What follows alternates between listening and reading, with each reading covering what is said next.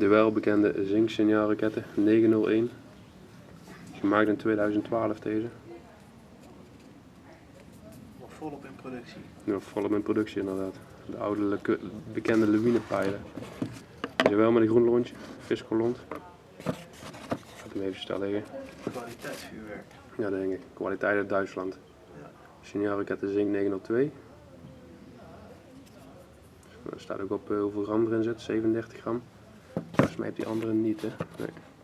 Inclusief stijglading. Ja, ik stel je af en toe moeilijke vragen tussen die video's door. Ja, dat scannen we meteen. We zitten hier midden in een verhoor. Ja. Is dit met stijglading, krijgen we de vraag? Ik heb geen idee, beste kijkers. Maar ik denk het wel.